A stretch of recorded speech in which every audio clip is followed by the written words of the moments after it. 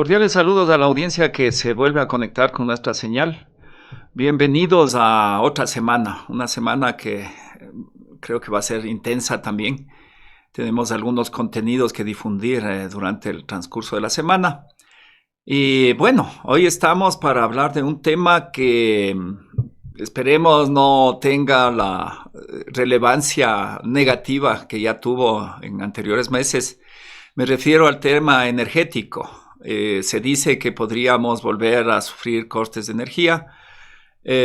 Bueno, en fin, creo que es un tema, un asunto que debemos seguirle dando la importancia.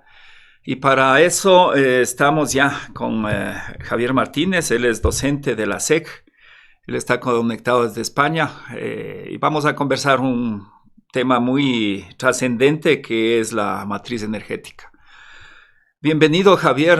Un gusto tenerte en Hoja de Ruta y bueno, te dejo para un saludo a la audiencia primeramente. Saludos cordiales a la audiencia y un gusto también a mí es poder tener este tiempo con vosotros y comentar. Bien, no sé si un poquito quisiera también saber un breve perfil tuyo, cómo está ese tema de la docencia, desde cuándo, cuáles son las actividades que estás desarrollando actualmente. Pues bueno, dedico docencia como profesor principal, ¿no? Dentro de lo que es la Universidad Internacional SEC, ¿no? Principalmente a temas de investigación, ya que también soy investigador categorizado por la SENESCID y bueno, pues también he ido trabajando en distintas instituciones de investigación y creo que soy un perfil bueno en ello, ¿no? Y luego también pues realizo docencia en ingeniería mecánica en una universidad de aquí de España. Ya, sí, para aclararle a la audiencia, Javier está conectado desde España. Y bueno, ahí sí, ya entrando en materia, eh, como lo dije al inicio, el país sufrió el tema energético con cortes de energía eléctrica, bueno, prolongados. Estábamos hablando de hasta 10, 12 horas, 8 horas, en fin. Fue en diferentes horarios, digamos, y unas ciudades sufrieron más que otras, unas poblaciones sufrieron más que otras esta crisis energética. Entonces, empecemos por ahí, primero definiendo qué podemos entender como una matriz energética. Bueno, una matriz energética da o se forma a través de las fuentes, por así decirlo, que son el insumo energético hacia el país, ¿no? Y también hacia dónde se va gastando esas fuentes de energía y esa energía que tenemos, ¿no? Entonces, es como una balanza de resultados, es como una balanza de cuentas. Por un lado tenemos aquello que nosotros producimos energéticamente y por otro lado, pues, hacia dónde va ese consumo en el sector comercial, industrial, el transporte y en el hogar. Conocimiento del Ecuador, porque tú has estado varios años dictando cátedra acá en el Ecuador. Eh, ¿Cómo le ves nuestra matriz energética? ¿Cómo está esta matriz energética, insisto, en el sentido de que claramente tenemos vulnerabilidades? ¿De dónde provienen estas vulnerabilidades, perdón? ¿Y qué más o menos perspectivas se avisoran como para ir superando la vulnerabilidad que tenemos actualmente? Sí, bueno, es un tema complejo. Voy a ver si puedo dar de forma concisa una respuesta clara, ¿no? Por un lado, se hizo una muy buena inversión, ¿no? Sobre todo viendo el entorno ambiental y para un desarrollo sostenible, ¿no? La inclusión de energías renovables dentro de matriz energética, ¿no? Y se potenció principalmente la energía renovable que está más probada y que se tiene un mayor conocimiento y además es más económica a la hora de producir energía, que son las hidroeléctricas, ¿no? En este sentido. Lo que ocurre también con las energías renovables a veces es que tenemos o dependemos de las condiciones ambientales, ¿no? Entonces, en condiciones de sequía, tenemos que ver en qué podemos decidir el raciocinio el racionamiento del agua, ¿no? Entonces, puede ser necesario para cultivos, puede ser para esta producción de energía o puede ser necesario para el uso doméstico, ¿no? En este sentido. Entonces, sería bueno justamente que para la generación de eléctrica continuemos con esa buena voluntad del desarrollo hacia el sostenible, ¿no? Hacia el futuro y en este sentido, pues, tengamos la inclusión de otra serie de energías renovables que estando además en una posición privilegiada del planeta, como es el Ecuador, pues podamos instalar, por ejemplo, un mayor capacidad de energía solar y energía eólica, ¿no? Y por otro lado, una cuestión también que es importante de reseñar es que la red de distribución del país también necesita ser mejorada, ¿no? Y es otro insumo donde hay que invertir, que seguramente pues en ello sea necesario ver. Por último, es necesario dentro de todo esto que el servicio eléctrico pueda ser sostenible a lo largo del tiempo y pueda no haya esta serie de cortes de luz, porque realmente al final pues generan un problema mucho mayor, ¿no? En este sentido, pues también se podría ver la instalación de ciclos combinados o otra serie de plantas de generación eléctrica. Igual no son tan amigables con el medio ambiente, pero que sirven, ¿no? Y que dan servicio a la ciudadanía. Y por último, la compra de energía a los países vecinos en caso de una que se vea esa necesidad, ¿no? Imperiosa. Sí, bueno, tú me estás hablando de la diversificación de la matriz energética. Y en este sentido, ¿qué opinión te merece el que se ha hablado, ¿no? Inclusive desde el gobierno, de la posibilidad de energía nuclear? ¿Eso sería factible ponerlo en marcha? ¿Cómo le ves ese panorama de querer tener en la diversificación de la matriz energética inclusive una central nuclear de producción de electricidad?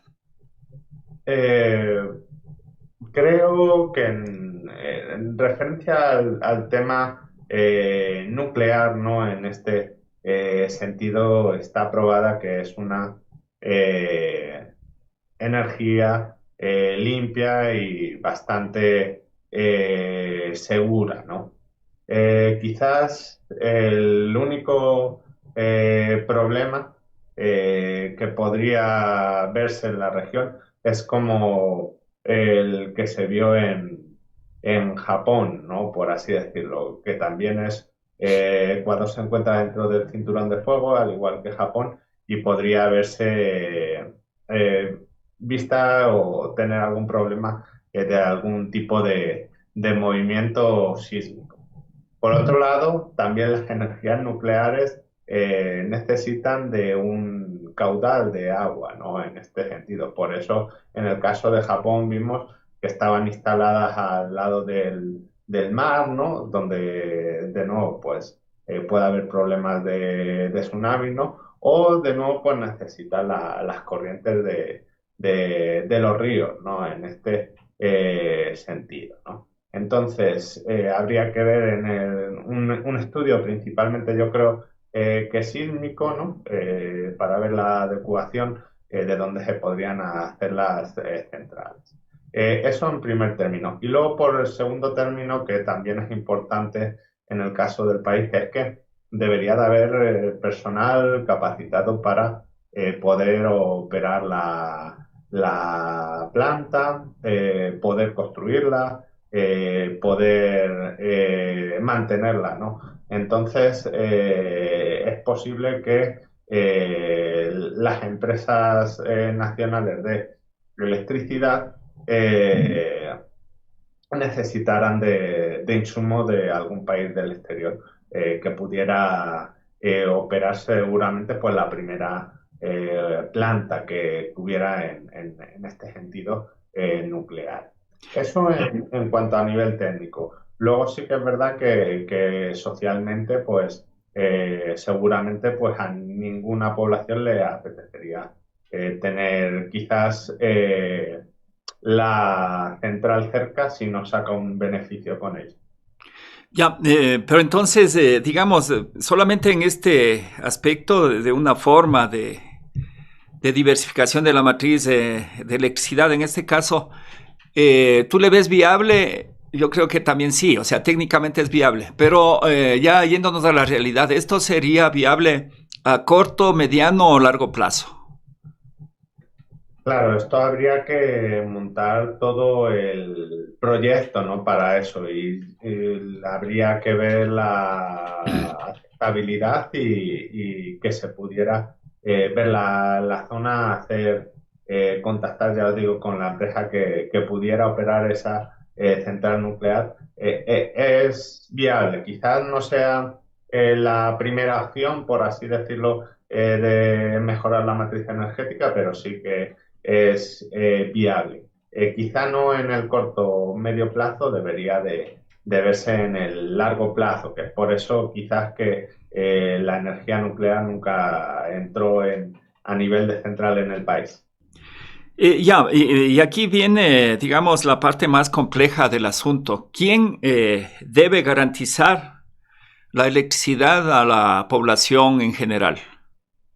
Bueno, en este sentido, tiene que ser el gobierno por un lado de la nación y por otro lado también las empresas eléctricas, ¿no? De cada región. Entonces, en este sentido, las empresas eléctricas de cada región también dependen del gobierno central, por así decirlo, ¿no? Al final, nosotros votamos a un gobierno para que nos dé una serie de seguridades y una serie de servicios para nosotros poder vivir en sociedad, ¿no? Por así decirlo.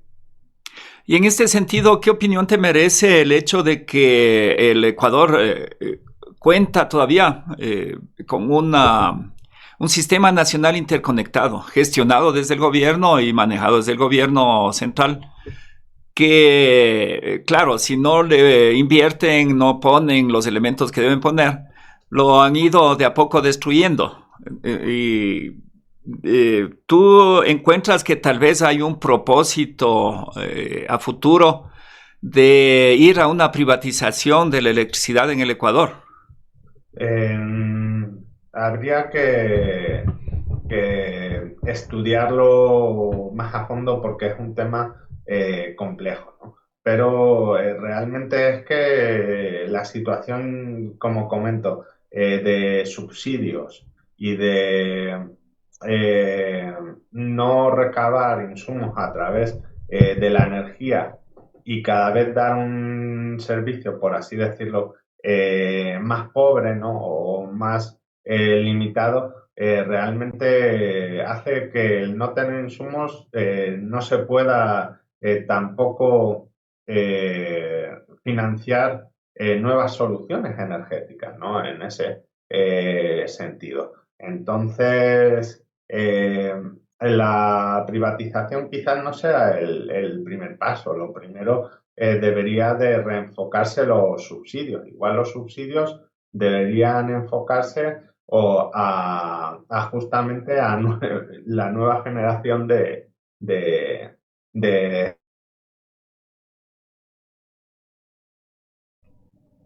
Bueno, tenemos problemas con la conexión de Internet. Esperemos restablecer conexión. Ya se me fue la pantalla a mí también. Ah, ya. Bueno, sigo hablando porque vienen ya, estaba por un poco ir al final de la entrevista y no quiero dejar de preguntarle cómo está el tema de electricidad en España. Pero veamos qué pasa. Ahí regresó. Perdón, tuvimos problemas, estamos con un problema de conexión.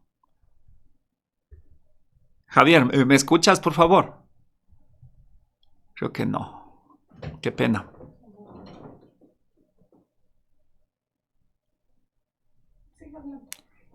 Sigo nomás hablando, me dicen por acá. Bueno, no, bueno. Bueno, asimismo no podemos restablecer la conexión, vamos a tener que cerrar y tendríamos que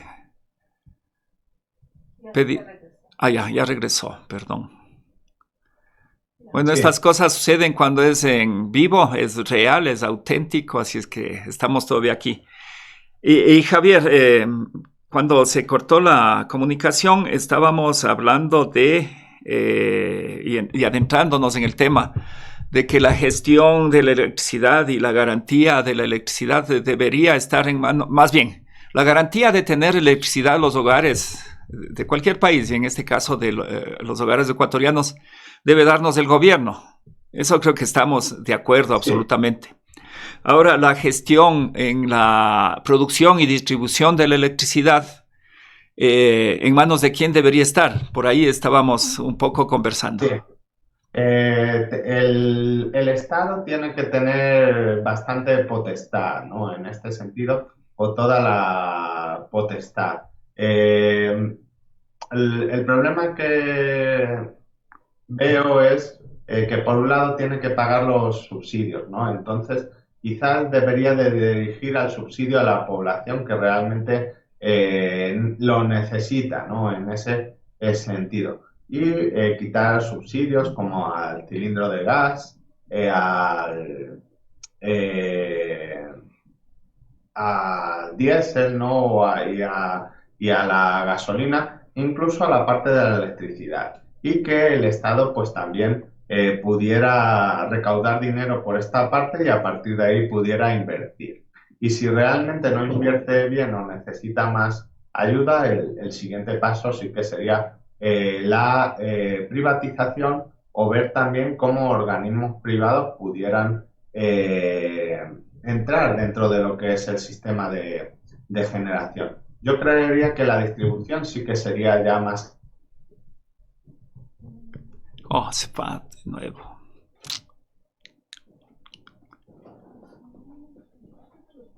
Justo cuando voy a hacer las preguntas más difíciles. Bueno, paciencia, amigos, quienes nos están siguiendo. Es lamentable que, no sé si es un tema de aquí. ¿Le revisó cómo estamos de señal de internet? Ahorita ya regresó, puede preguntar. Ah, ya. De nuevo tuvimos, se nos quedó el internet. Mira, bueno, y el tiempo se nos fue rapidísimo. Sí. Tú decías de que debería revisarse los subsidios. Yo también estoy absolutamente de acuerdo. Sin embargo, yo creo que los principales subsidios que deberían revisarse son los incentivos y remisiones tributarias a las grandes empresas. Y de eso poco se habla. Entonces, muchas veces estamos queriendo quitarle el subsidio al gas licuado de petróleo, pero todos los gobiernos, todos los últimos gobiernos, siempre han hecho incentivos y remisiones millonarias a las grandes empresas. Y de eso a veces no se habla mucho, ¿no? Y parecería ser que ellos sí necesitan y son los únicos que pueden tener estos beneficios. Pero bueno, ese es un tema que podríamos discutirlo en aparte. Yo quisiera aprovechar que tú estás desde España para que nos cuentes un poco la experiencia de cómo se maneja la electricidad en España y si es que es verdad o no que la tarifa por consumo de electricidad allá es bastante onerosa. Eso quisiera que por favor nos ayudes porque mejor con alguien a primera mano poder entender qué pasa en España en ese sentido. Sí, bueno, hay bastantes eh, distintas tarifas en España, ¿no? En ese sentido. Pero viendo la primera pregunta que sería la parte de cómo es el sistema, ¿no? No solo en España, sino aquí también en Europa. Estamos intentando en estos últimas décadas intentar desarrollar todo un sistema distribuido, ¿no? Con un mayor hincapié en energías renovables, ¿no? Entonces, normalmente los países de la región, no solo España, tienen experiencia en la parte de generación hidráulica, nuclear, generación por ciclo combinado, ¿no? Generación eólica y fotovoltaica se han desarrollado principalmente en los últimos años, ¿no? Y también, pues, hay también un gran desarrollo, ¿no? La autoproducción, ¿no? Dentro de lo que sería de la vivienda de cada uno o de las empresas, ¿no? Entonces, en multitud de edificios vas a poder ver placas solares, ¿no? Y a medida que vayas saliendo al campo vas a poder ver también ver los molinos eólicos, ¿no? Principalmente la tarifa energética dentro de las casas utilizamos gas, pero no a modo de cilindro, y también utilizamos electricidad, ¿no? Entonces, claro, la tarifa de gas, por así decirlo, comparada del Ecuador, es eh, 10 veces más cara, por así decirlo. Pero eso está relacionado porque el subsidio al gas del país es casi de un 90 por ciento, ¿no? Entonces, la gente gasta un cilindro de gas, pero realmente el cilindro de gas cuesta 10 veces más, ¿no? Pues más o menos ese gasto es similar aquí en España. En función de si tienes una vivienda más grande, pues más gastas o menos. Y en la electricidad, pues suele haber, es también más costosa esa electricidad. Sobre todo teniendo en cuenta pues, que no está subsidiada, ¿no? Entonces, el kilovatio pues está en torno a los 27, 28 céntimos, ¿no? Puede haber también diferentes tarifas que benefician a la gente que no consume mucho durante el día porque está en el trabajo, ¿no? Y esa tarifa puede ser más baja. También es cierto que aquí se paga bastante por la distribución como término fijo. Entonces, es posible que ya solo de término fijo, a lo largo del mes, pues las planillas ya tengas $20 de gasto de término fijo, ¿no? Por así decirlo. Sin embargo, pues el gasto de la planilla en Ecuador, pues está en torno del término fijo, está en torno a los 3 4 dólares. Sí, entonces ahí también sí vamos a encontrar una diferencia. Digamos así, una familia promedio, ¿cuánto llegaría a pagar de electricidad al mes? Pues seguramente en función de la familia entre los 60, 120 dólares, y en verano e invierno pues seguramente se subiera a los 100, 200 dólares, y de gas pues más o menos otro tanto, ¿no? Ajá. Sí. Ya, y ahí también una curiosidad. Tú hablas de autoproducción, que creo que sí debería discutirse, abrir más espacios de diálogo, porque el tema de autoproducción podría ir solucionando el recurso energético de todos los hogares, inclusive. De a poco, ¿no? Esto no creo que sea algo que pueda hacerse a cortísimo plazo.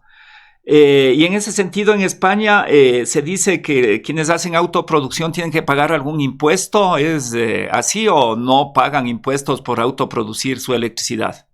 Bueno, aquí hay una cuestión interesante, ¿no? Que es, por ejemplo, lo que hablamos antes del subsidio, pues en España se direccionó el subsidio justamente a esta serie de obras, ¿no? A pagar las obras para tú tener tu instalación fotovoltaica en casa, ¿no? Entonces, el problema es que, claro, la instalación fotovoltaica es costosa, ¿no? Entonces, igual tienes que hacer una inversión, por poner un precio, de un orden de magnitud de unos $5.000. Entonces, echas cuenta de cuánto vas a gastar tú en electricidad, $5.000, ¿no? Y realmente, pues ahí tienes como tu tiempo de retorno, ¿no? Entonces, quizás eso valiera un poco más subsidiarlo, ¿no? En este sentido, y creo pues, que puede ser una forma bastante interesante, sobre todo los que tienen la capacidad de acceso a los tejados de la vivienda, ¿no? En Ecuador también. Y en cuanto a lo que tienen que pagar, pues también se pueden tener justamente baterías, ¿no? En este sentido, para no incidir en la red eléctrica y que no se tuviera que realizar ningún pago. Pero en condiciones generales y en otros países, pues también por tu generar y verter a la red eléctrica, pues también te pueden pagar. Sí, y precisamente con eso vamos a ir cerrando ya este interesante conversación que hemos tenido contigo. El tema es, como siempre, tecnológico y en autoproducción de energía que podría ser una posibilidad. Ahí, ¿qué papel debería jugar la academia en ese sentido? Bueno, y no solamente en autoproducción, sino en otros temas más amplios. ¿Cómo le ves? ¿Crees que el aporte de la academia en el Ecuador está vigente o qué falta? Porque de pronto a lo mejor lo que no se transmite, lo que no se evidencia, es como que si no existiera. Y muchas veces hay la percepción acá de que la academia no está aportando en este sentido de eh, ayudar a solucionar el problema energético que tenemos, porque es una realidad que hay un déficit que todavía no está cubierto. Sí, aquí hay varias cuestiones. Por un lado, para que la academia hace sus propios proyectos, ¿no? Y sus propios también conservatorios y simposios, ¿no? Donde da cabida, ¿no? A toda esta serie de ideas y se presentan estos tipos de trabajo, ¿no? También hay redes de investigación dentro de la academia, ¿no? Pero la investigación también hay que decirlo, pues que tiene que ser financiada, ¿no? Y en eso, pues también la academia pues se ha visto mermada en estos últimos tiempos a nivel presupuestario para poder realizar quizás empresas cada vez más interesantes, ¿no? En este sentido. Pero en distintas universidades del país se han desarrollado distintos proyectos. Dentro, por ejemplo, de la Universidad SEC, nosotros tenemos nuestro parque de energías renovables y tenemos también distintos sistemas en prueba, ¿no? Que justamente damos cabida a todo ello, ¿no? También no únicamente la generación eléctrica, sino también el desarrollo de biocombustibles, el desarrollo de sistemas de almacenamiento de energía, ¿no? Son trabajos que dentro de la academia realmente se realizan y el problema es quizás que para hacer un proyecto de generación a nivel nacional, pues ahí se necesitan justamente los organismos dentro del sistema. Bueno, Javier, yo quiero agradecerte muchísimo haber asistido a la invitación de Hoja de Ruta. Siempre espacios abiertos para tratar este y otros temas académicos especialmente. y darte la palabra para que hagas una despedida a nuestra audiencia que se conecta en directo y que se va a seguir conectando porque esto ya queda en nuestra plataforma.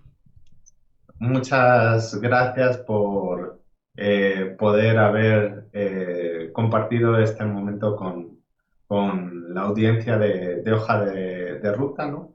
Y comentarles pues que igual que el Estado tiene deberes con nosotros, nosotros también tenemos que darnos cuenta que para que el Estado funcione bien, el Estado realmente también necesita de una serie de insumos, ¿no? Que no únicamente podemos estar pensando que cada céntimo que pagamos al Estado se van a beneficiar los políticos, sino que al final también forma parte de que nosotros podamos tener servicios esenciales, ¿no? En este sentido. Un gusto y espero poder compartir otro tiempo más adelante con ustedes. Sí, muchas gracias. Gracias a la audiencia. Les invitamos, como siempre, a compartir contenido, a darle al menos el like y si la generosidad les motiva, también sus superchats, sus aportes siempre van a ser recibidos y bien agradecidos. Muchas gracias. Nos vemos pronto. A los que están en directo, no se olviden, hoy en la noche tenemos Ciudadanía en Resistencia y a mediodía vamos a abrir también transmisión en pura lengua. Nos vemos pronto. Muchas gracias.